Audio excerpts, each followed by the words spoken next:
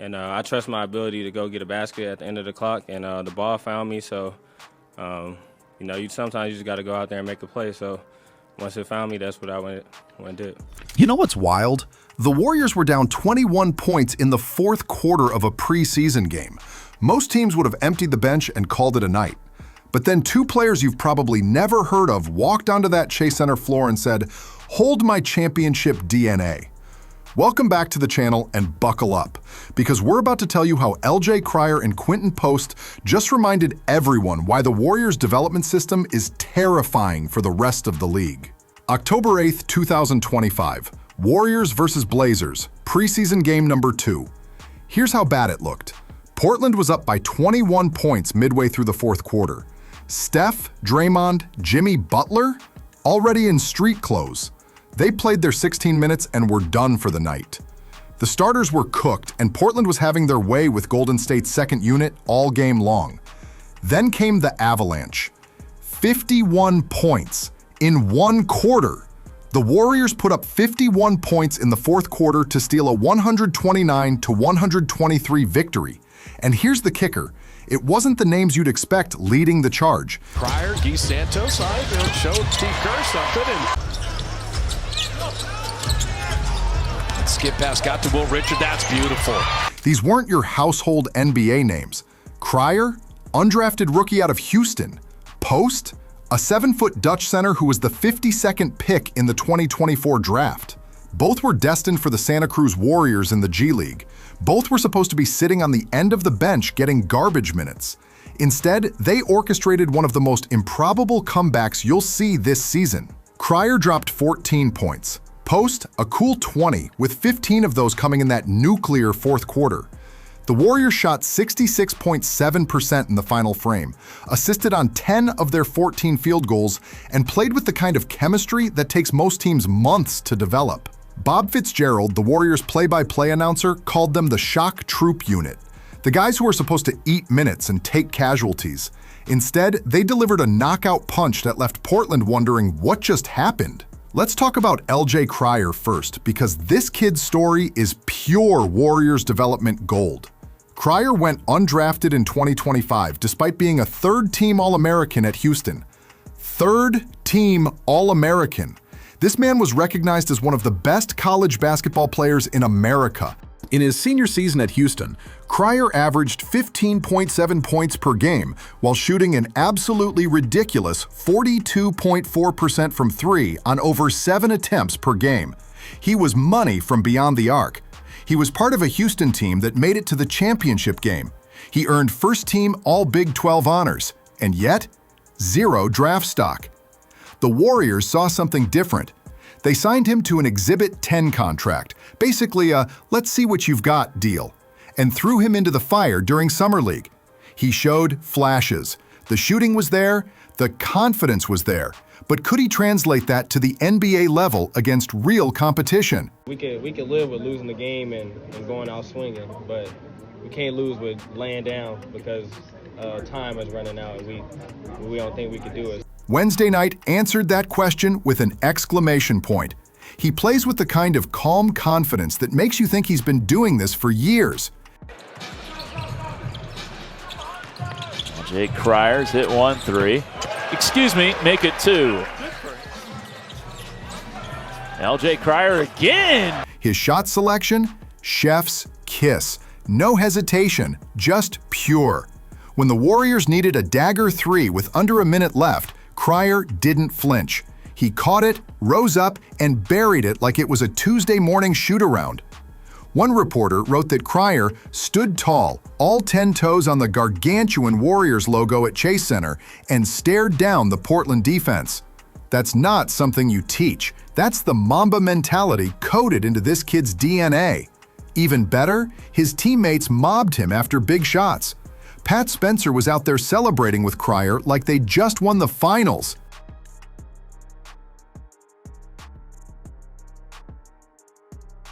That's the Warriors culture in a nutshell.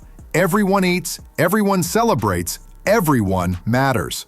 Now, let's shift gears to Quinton Post, because this guy is equally fascinating. Post is a 7-foot center from Amsterdam. Yeah, Amsterdam. He played college ball at Mississippi State and Boston College before the Warriors selected him 52nd overall in 2024. For context, pick 52 is basically the NBA saying, "We like you, but we're not betting the house on you." Post spent most of his rookie season bouncing between the Warriors and their G League affiliate in Santa Cruz. He averaged 8.1 points and 3.5 rebounds in limited NBA minutes. Solid, but nothing that made you think he was ready for prime time. Then came Wednesday night. Post was a problem. 20 points on efficient shooting. He hit threes. Yes, threes from a 7-footer. He attacked the basket. He rebounded. He played with the kind of aggression and confidence that had Warriors fans doing double takes. But here's the beautiful part. 15 of those 20 points came in the fourth quarter, when the game was on the line and the Warriors needed someone, anyone, to step up. Post said, "I got this." Quinton Post had 15 points in the fourth. The best player on the floor was arguably LJ Crier or Quinton Post. He wasn't just scoring either. Post was facilitating, making the right reads, finding open teammates, and playing within the flow of the offense. The Warriors system is notoriously complex, but Post looked like he'd been running it for years. There's already buzz about whether Post has solved Golden State's backup center problem. Trayce Jackson-Davis has been solid, but Post brings a different dimension with his shooting ability. A 7-footer who can step out and knock down threes? In Steve Kerr's system, that's like finding a unicorn in your backyard. Here's what makes this story so quintessentially Warriors. Golden State has built a reputation over the past decade plus as one of the best player development organizations in basketball. They've turned draft steals like Draymond Green, 35th pick, Jordan Poole, 28th pick, and countless undrafted players into legitimate NBA contributors. Their system works because of a few key factors. First, they have player development coaches who are absolute wizards. These guys can take raw talent and polish it into something special.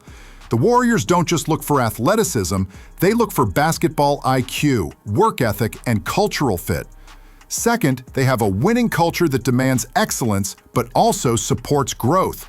Young players aren't thrown to the wolves, they're integrated gradually, given real reps in meaningful minutes, and held accountable to the same standards as the veterans.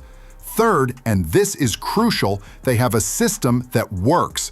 Steve Kerr's motion offense creates opportunities for everyone. If you can shoot, cut, and make the right reads, you'll get yours. Crier and Post prove they can do all three. And fourth, they have the Santa Cruz Warriors. The G League isn't seen as basketball purgatory in the Warriors organization. It's a legitimate developmental tool. Players shuttle back and forth, learning the system, getting reps, and proving they belong. I think it's really important to collaborate with your staff and to encourage the young coaches to really bring a lot of ideas to the table.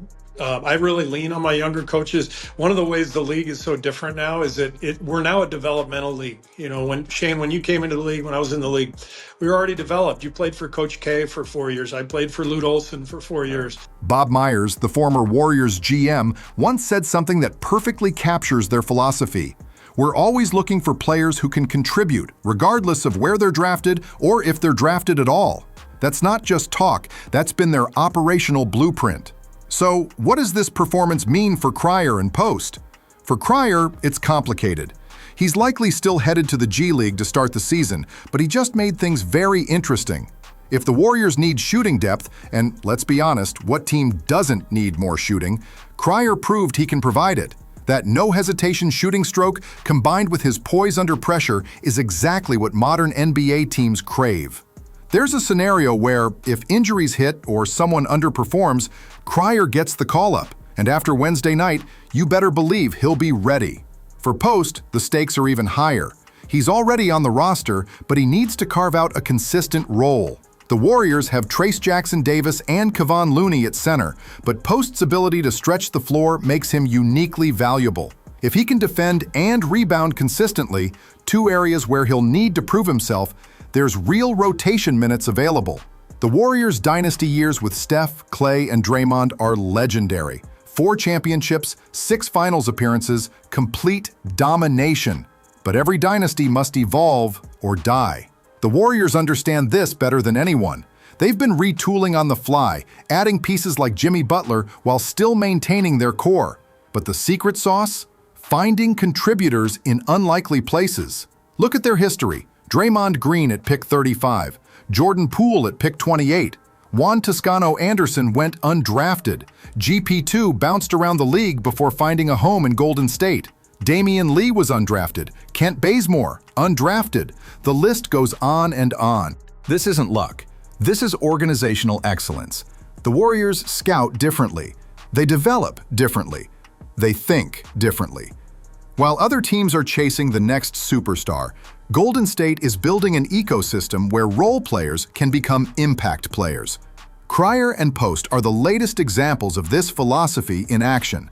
They're proof that the Warriors scouting department doesn't just look at measurables and college stats. They look for intangibles, for guys who fit the culture, for players who can thrive in their system. The Warriors gave Crier and Post that chance, and they delivered in spectacular fashion. Will they be rotation players this season? Time will tell. Will they make the final roster? For Post, yes. For Crier, it's still up in the air. But here's what we know for sure. They've earned respect. They've earned another look. They've earned their place in the conversation. And if history has taught us anything about the Warriors' development system, we shouldn't be surprised if one or both of these guys become legitimate NBA contributors sooner rather than later. The hidden gems have been found.